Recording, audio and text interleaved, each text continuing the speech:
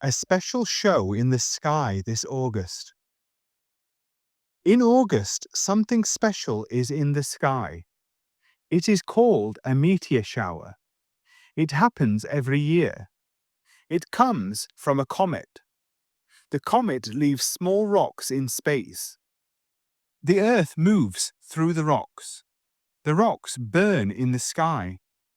They look like stars falling. We call them meteors.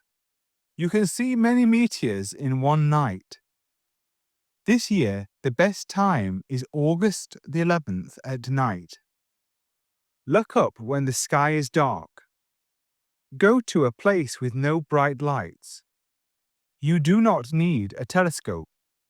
Just use your eyes and wait.